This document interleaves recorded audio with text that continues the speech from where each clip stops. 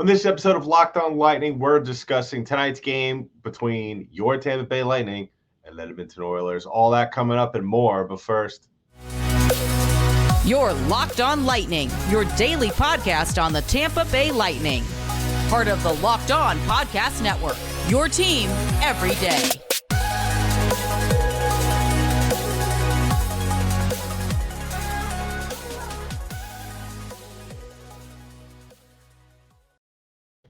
And welcome to another episode of Locked On Lightning, part of the Locked On Podcast Network. I'm your host, Adam Danker. I just want to thank all of you for making us your first listen of the day, whether it be morning, noon, or night, wherever you are listening to. We want to thank you for the continued support. And if you're watching us on YouTube, thank you for making us your first watch. Make sure to like and subscribe to this podcast wherever you follow us, whether it be on YouTube or on audio form. So on this episode of Locked On Lightning, we're discussing Tampa's 3-2 loss tonight at the hands of the Edmonton Oilers. And I actually didn't watch the beginning of this game. I got stuck at work tonight and came home to be able to watch the second period of this game. And I have to say, I regret turning it on. I was having a decent day. I got up early. I voted. I hope everybody voted as well. I went out and voted. I went to work, had a very, decent day at work, and got home and, I was like, you know what? Let me watch the Lightning game. Let me just throw it on. Dave Randorf was doing the broadcast on TNT. I love hearing Dave, especially on the national broadcast. I'm sure after this Lightning loss tonight that I'm sure he wished he took the night off. But, overall thoughts before we get into the nitty-gritty of this one. And I just want to thank also some of the Lightning fans that, I tweeted during the game, what did I miss? And Kyle actually tweeted back to me saying, we suck. That's pretty much it. And I saw it relatively quickly, turning on into the game, and really not surprised about the result of this one, especially not surprised about what I saw when I turned on the game. And what I mean by that is that the Lightning not taking advantage of the opportunities afforded to them. I spoke about it on the previous episode. If you didn't see or listen to that one, please go ahead and go back. But yeah, I alluded to it on the last episode where I said, the Lightning are going to get have a little bit of an advantage in this game. Because yes, you have the two-headed monster in Draisaitl and McDavid, and you're most likely going to get Campbell in net, who I've spoken in detail, and if you've been listening to his podcast for at least over the last year, you should be at least somewhat familiar with Jack Campbell, as he was with the Toronto Maple Leafs, and in a situation where I didn't think he was particularly impressive. I didn't think that he was a decent number one goalie, and the Toronto Maple Leafs tried so hard to make him that guy, and clearly he wasn't. And so now he is in Edmonton and has not been having a good season to start off. And I said, I basically alluded to saying that this was the basic combination for Tampa. Having a couple of days off after a big win against Buffalo, a division rival, that'll pump you up.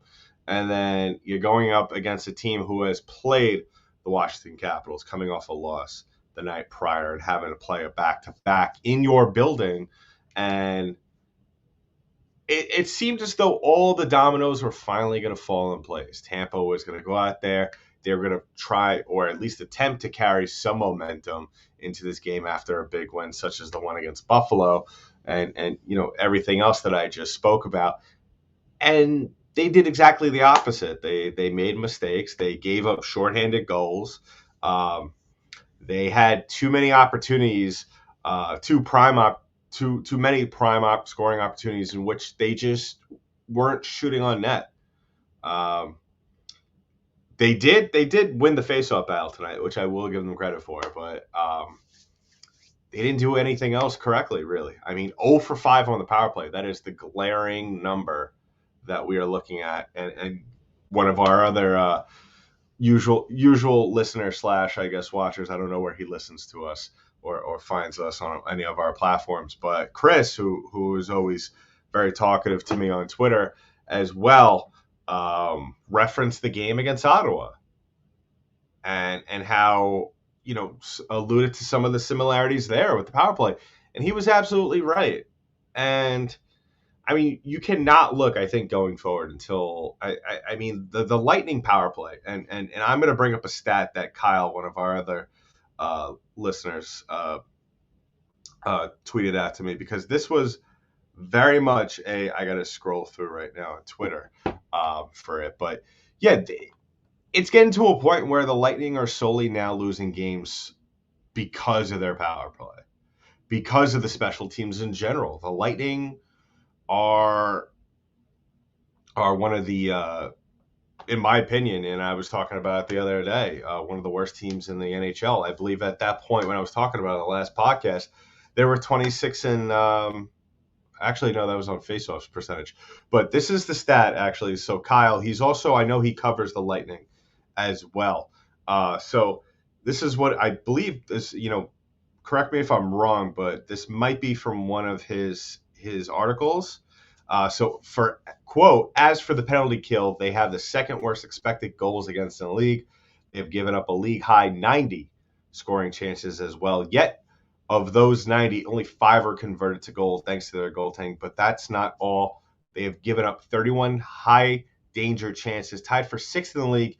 Yet only 2 have hit the back. And then at over an 82 game season, the Lightning are on track to allow 671 scoring chances against in the penalty kill. Last season, they only allowed 385, and the worst team allowed 489. As for high danger chances, they are on track to allow about 231 of them. Last season, they allowed 148, and the worst team gave up 183. And he ends it up, or whomever wrote this, this is not a winning formula at all. And it 100% right. 100% right. We could sit here and be positive. We could sit here after games like this one, especially losses, because, I mean, if you watch the Lightning post-game pressers, which I, at this point in time, I'm taking a boycott, because it's just, listen, I get these guys, the coaches as well as the players, want to be positive, and we don't want to sit here and say the sky is falling and have this negative attitude and always want to be upbeat and positive. But there comes a time where you got to face the music, where you got to be honest with yourself and the fans and the media. And I'm a little bit disappointed in the Tampa Bay media right now for not kind of pressing these guys harder. I get there's somewhat of a culture throughout hockey media, and you don't really keep picking at the scab. You just try to allow it to heal. But someone's got to start asking and start really poking the bear a little bit on this. I mean, someone, I don't know how many Lightning fans, and comment below, feel the same way, but I feel like to kind of be upbeat and say, hey, we didn't play well. All right, that's great. But we've heard that all the other times the team has lost. No one's coming out straight out and saying, and I don't expect these guys to do it, but I would like to see a change of pace for once. I would like to see a guy come out and preferably Stamkos, because, I think that's the only player on this team that could come out and say this, and everybody would be fine with it. And I don't think it would cause any issues, because, Stamkos at this point in time, when he talks, you listen. That's just how it works. I want him to come out and say, we're not playing to our ability. We need to do better. We can't just, the time for talking is over. We need to go out there and be proactive and let the results speak for themselves. And, the time is done to try and speak these results into existence. We have to go out there and play, and that's it. And, whether he says some variation of that, and if he does, please go ahead and comment below. Let me know. Tweet to me on Twitter as well.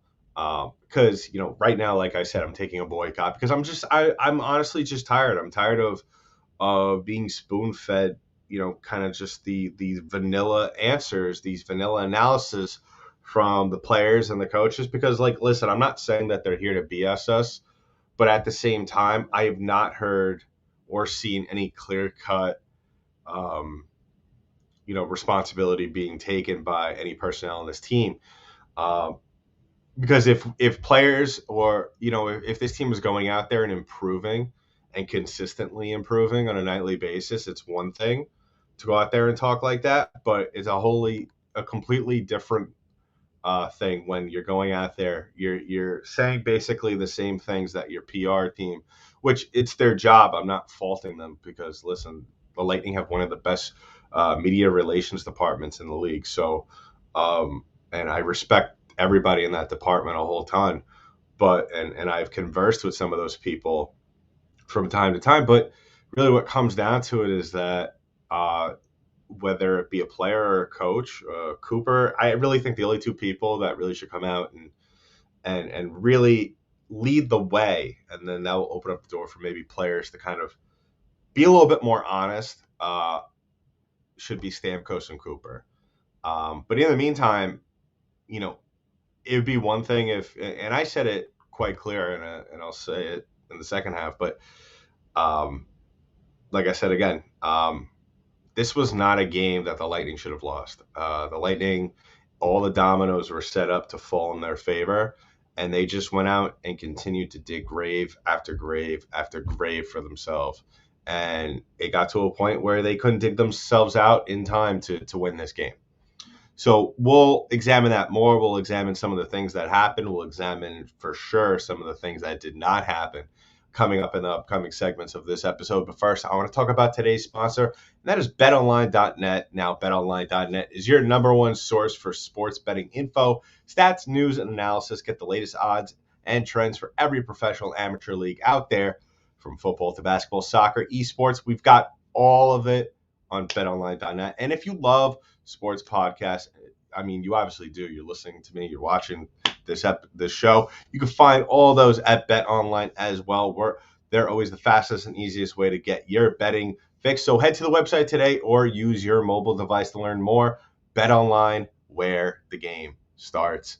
So before we jump into the second part, because, really there's a lot to unpack from this game, I just want to thank everybody once again for making us your first listen of the day. If you're watching us on YouTube, hit that thumbs up, hit that subscribe button as well.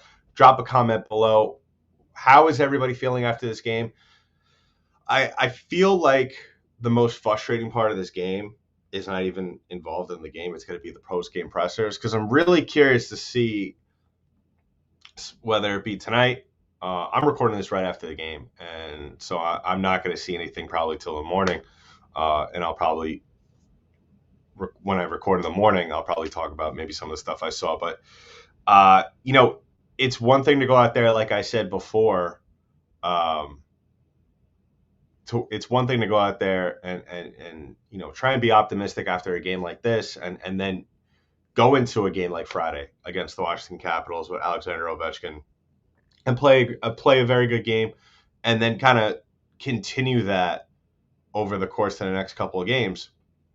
But we haven't seen that. We've seen the Lightning just kind of win a game, come into another one, just really not do much of anything. It's kind of win, start from scratch, build up, and then repeat. And that's just, like we said before, with this special teams. I mean, the Lightning, they're a mess right now, and it's not a winning formula. It's not something that the Lightning at this point, just by the way the division is stacked up, I mean, it's going to be a little bit more work that needs to be done down the road. But I could see a situation in which Tampa just accidentally gets into the playoffs.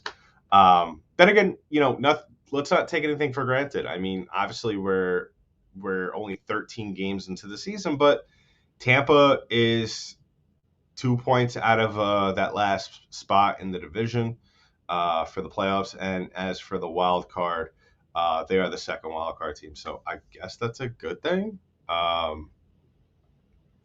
Not. I believe if the playoffs were to start today, they would play Boston, I believe.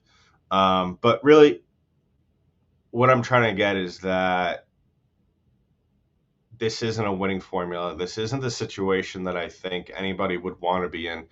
And even if we're talking now into, if this was the last week of the season and Tampa was still in this situation, I mean, what really are your chances? I know seeding isn't really something that means a lot in the National Hockey League in terms of playoffs, but still, this team is underperforming and they're massively underperforming. And where, because if you're going to sit there and tell me, Adam, it's November 8th, let's pump the brakes there, bud, on, you know, how critical we should be of this team. There's still a lot of season to play. And I 100% agree with you. There's a ton of games that still need to be played. There probably is some moves that will be made down the road, especially if this team continues to underperform like this.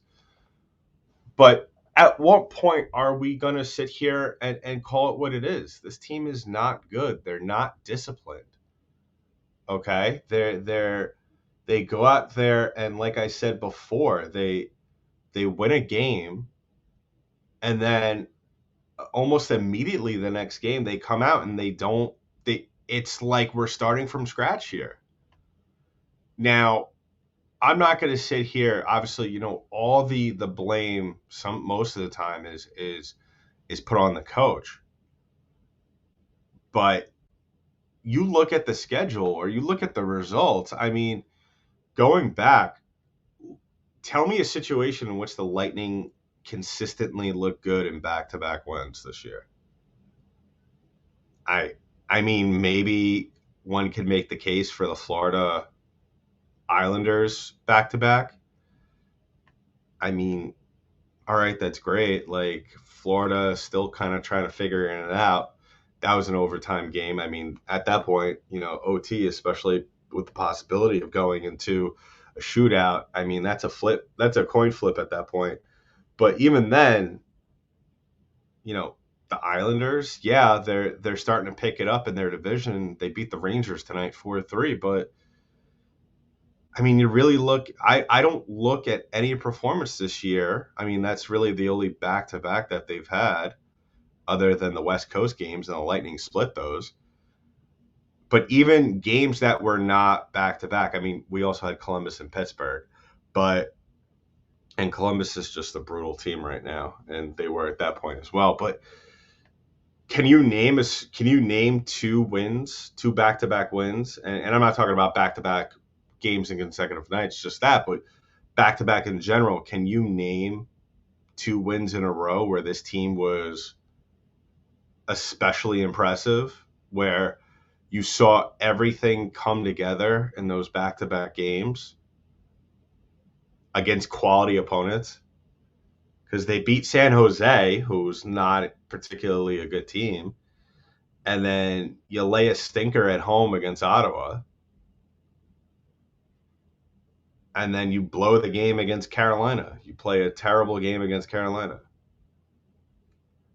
So, listen, I mean, you could sit there and everybody has their own definition of when a team should be ready. Or when the team we have, or when they start to panic. Like I said, mine is around New Year's. I know, like, my co-host from Locked On NHL, Chris Masilli, says it's Thanksgiving, American Thanksgiving, which, if you're going to play by those standards, that's 2 weeks from now. Do you really see the Lightning really amping it up over the next 2 weeks against, in two performances against Washington, once against Dallas, once against Calgary? I mean, you look at the names of the teams that are coming up. I mean, it's nothing. It's going to be tough. It's going to be tough. And like I said, you're talking about a team in the Tampa Bay Lightning that, they had, like I said, tonight, going back to tonight's game, they had it. I couldn't think of a better situation against a good team this season thus far, or in recent memory, where all the stars were lined up in your favor. You had Jack Campbell in goal, who I still think is one of the most overrated goaltenders in the league. You had them, a tired Edmonton team coming off a loss and playing a game for the second consecutive night. And you had Vasilevsky and net on the other end. And a complete lack of efficiency out there. Like I said, 0 for 5. First goal of the game is a shorthanded goal for Edmonton. You go out there and on the other side of that, one of the biggest things I stressed about coming into this game was limit the power play opportunities. Limit the power play opportunities for Edmonton. Because, yeah, they may be top heavy, but putting them on the power play is playing into one of their biggest strengths.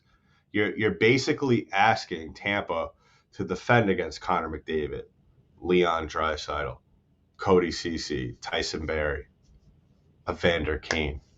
You're basically begging this team to beat you with a man down, and they did twice.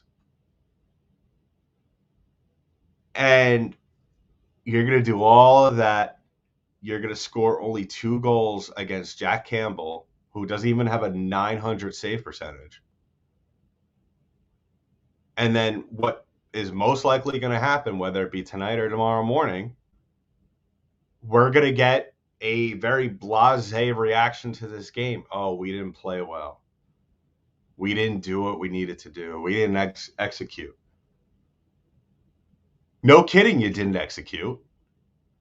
You had a time. You had a prime chance to really kickstart, get the blood pumping, really get the defibrillator and press it up against the heart of your season. Get the blood flowing, the heartbeat flowing against a team, who is not one of the best in the league, but has 2 of the best players on the planet.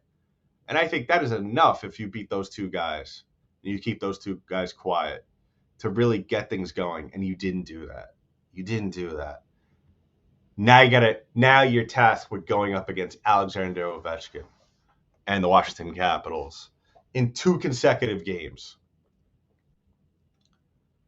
Things aren't good in Tampa Bay, and I have not said that at all in the 4 seasons that I've hosted this show. And I really truly believe if you're a Lightning fan and you're looking at this team and you're not concerned, you need to come to reality. All right, so wrapping things up,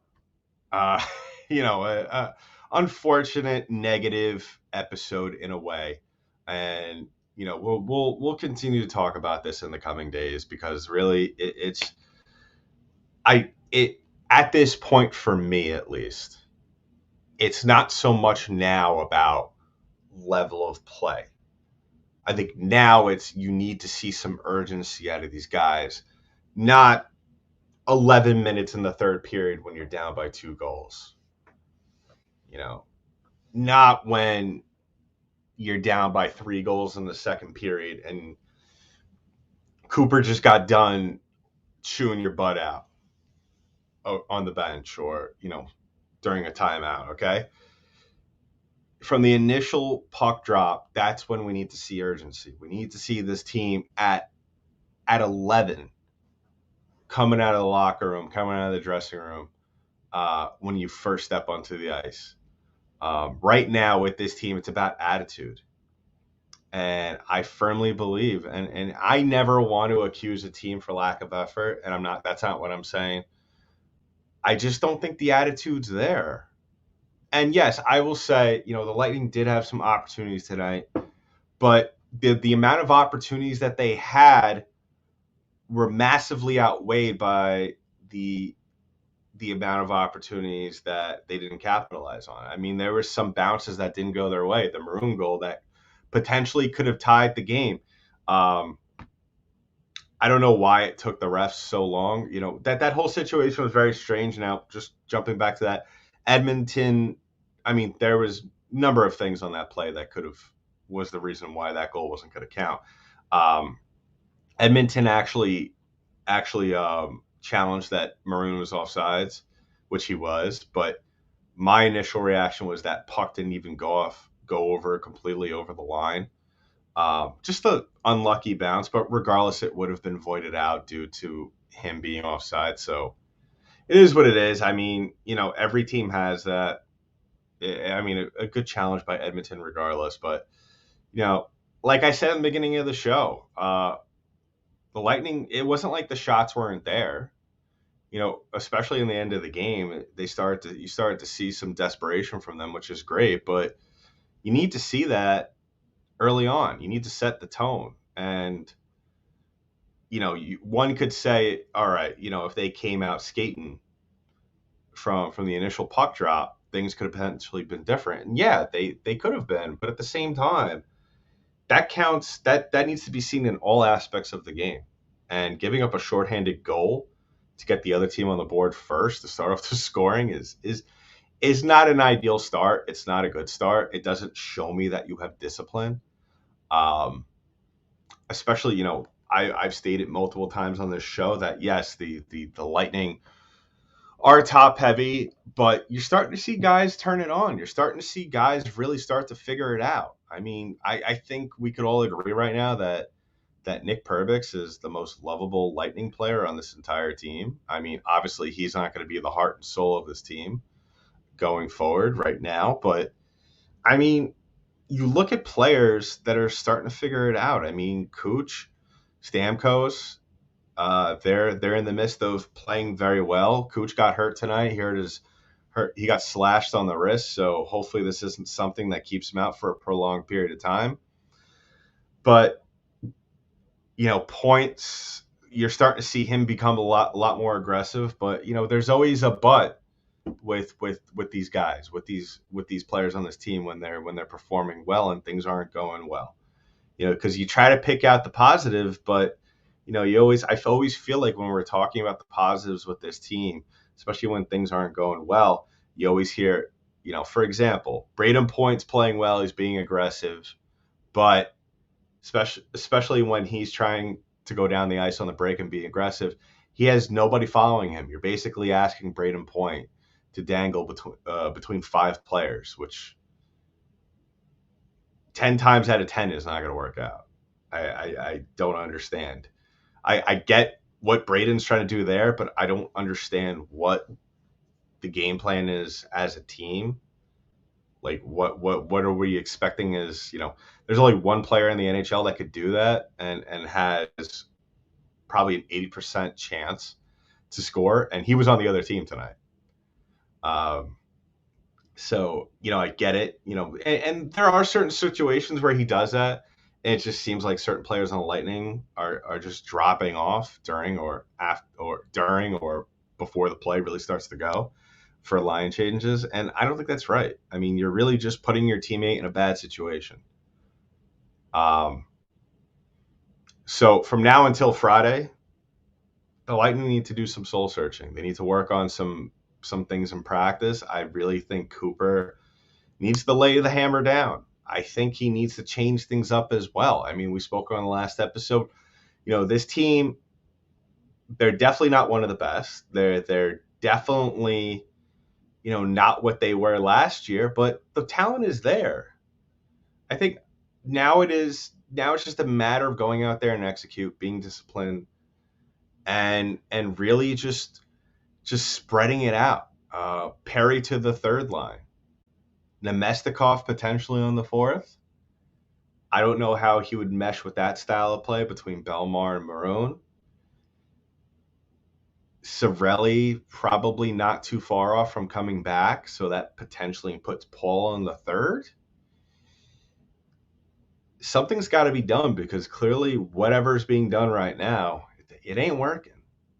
So we'll be back tomorrow. Hopefully we get the press conference quotes out, the vids, whether tonight or tomorrow. I'll take a look at them. I'll record an episode and we'll talk about it. We'll talk about what the Lightning do next. And in the meantime, go ahead and follow us on our social media pages, LO_Lightning on Twitter, as well as LockedOn_Lightning on Instagram. Follow me on Twitter at DankyDank, DENKYD8. And if you're watching us on YouTube, we have all the handles below on the ticker. So all that fun stuff is there for you. So in the meantime, that's been it for this episode of Locked On Lightning, part of the Locked On Podcast Network. I'm your host, Adam Tanker. I'll talk to you in the next one.